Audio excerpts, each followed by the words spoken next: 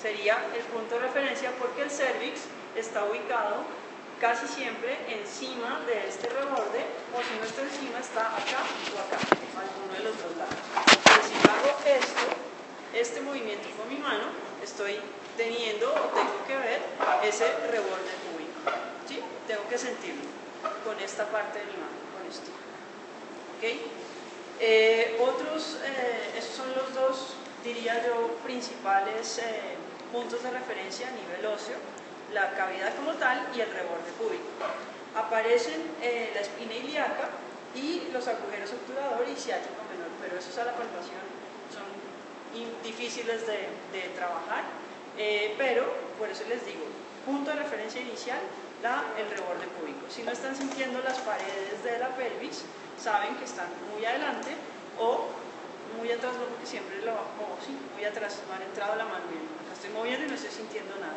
Tengo que estar aquí adentro y hacer esto para poder sentir y hallar el tracto reproductivo. El primer punto del tracto reproductivo es el cervix.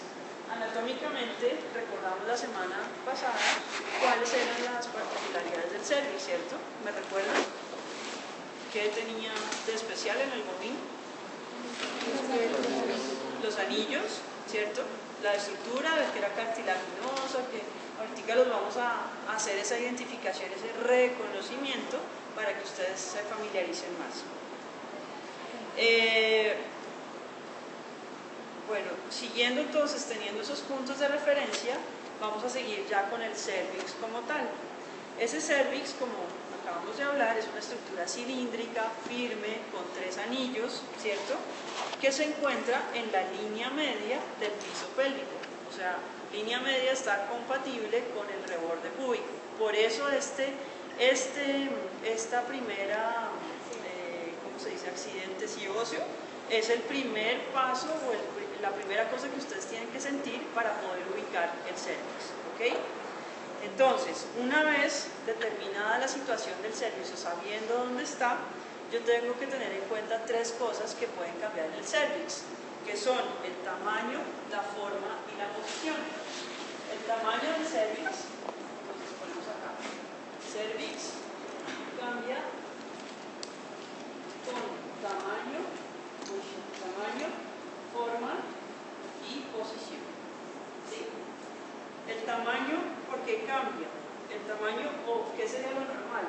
De 7 a 10 centímetros sería un cervix de tamaño normal, ¿sí? Y más o menos esto de longitud y 3 a 4 centímetros de diámetro. Esto es longitud y esto de diámetro. Eso sería en un caso normal, un animal sin ninguna patología ni ninguna condición que afecte el tamaño. ¿Qué afecta el tamaño? La edad.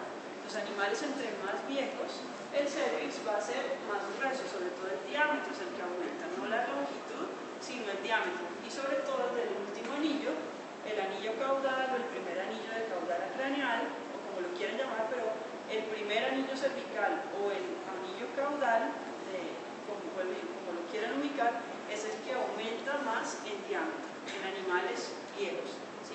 La edad aumenta o cambia el tamaño del cervix. ¿Qué más lo cambia?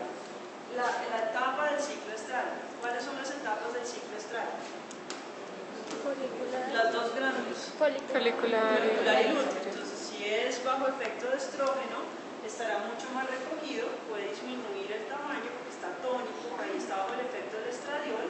Y si es progesterona, está relajado, entonces puede variar el tamaño, sobre todo la longitud, en este caso de fase de ciclo estral, varía la longitud de acuerdo a la hormona que esté predominando, ¿sí? Y finalmente, ¿qué me cambia el tamaño del cervix? Condiciones patológicas, como la cervicitis y abscesos en ese cuello uterino. Básicamente esas patologías son las que más estamos encontrando y las que están alterando el tamaño, y por lo cual podemos determinar que hay alguna alteración, si no es ciclo estral y está alterada tanto la longitud como el diámetro de ese cervix, ¿okay? La forma también pues es característica, es una forma patognomónica de la especie, ¿sí? Ese cervix que es cartilaginoso, los 3 anillos, bueno, es muy difícil de confundir cualquier otra estructura, pero esa forma puede cambiar, vuelvo y digo, está relacionada con la alteración en el tamaño.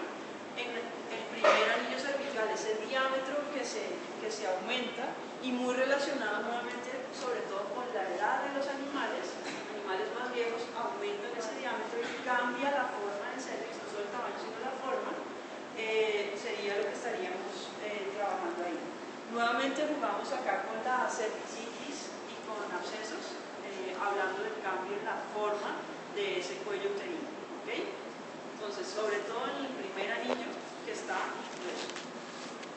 Y finalmente la posición en un animal que está vacío, tanto animal vaca de carne o vaca de leche, ese cervix va a estar encima o muy próximo a ese reborde púbico que les acabo de mostrar. Entonces, por eso es el principal punto de referencia para ubicar el cervix.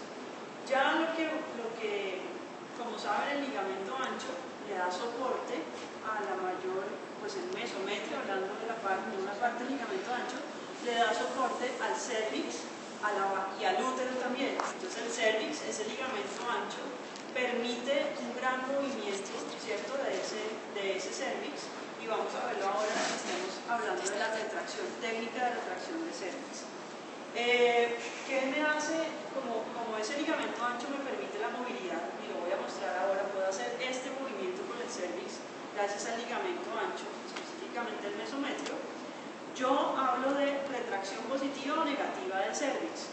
Cuando tengo retracciones, cuando son animales que están vacíos o con menos de 70 días de gestación. O sea, si hay una gestación hasta 70 días, yo puedo retraer el cervix y traer o subir todo el tracto reproductivo a la mesa de trabajo, que es la cavidad del piso de la pelvis, ¿sí? Es lo que vamos a estar trabajando. Después de 70 días de gestación, yo ya no puedo retraerlo. ¿Por qué? Esta es una gestación, esta que ven acá, de más o menos 7 meses. Aquí hay diferentes edades de gestación, pero vamos a ir trabajando ahora. Pero háganme cuenta, el cervix está acá, por aquí está debajo de la vejiga, y si el cervix, la posición del cervix es en el piso de la pelvis, en el reborde púbico, con este peso, ¿qué le pasará? No puede subirse, ¿cierto? Entonces, aquí un caso exagerado, pero hay gestaciones más pequeñas, como están en esa mesa, que tienen más de 70 días y que ya por gravedad es muy difícil subir el cervix, hacer retracción. Entonces, esas son condiciones en las cuales la posición puede cambiar. ¿Cuándo más puede cambiar? ¿Qué es el puerperio? ¿Quién me recuerda? ¿Qué es el puerperio? Pues es el tiempo. Demian, ¿todos se llaman Demian? Sí. Ok, Demian, ¿qué es el puerperio? ¿Ah? Es el tiempo después de... ¿No? ¿Quién se acuerda entonces de los que habló? Que oí pero no vi. Pues es el tiempo después del parto, cuando se dan los loquios, exacto, la involución uterina. Pues, ok, ¿qué son los loquios? ¿Qué son los loquios? ¿Me recuerda su nombre? David. ¿Qué son los loquios? Recordamos la semana pasada.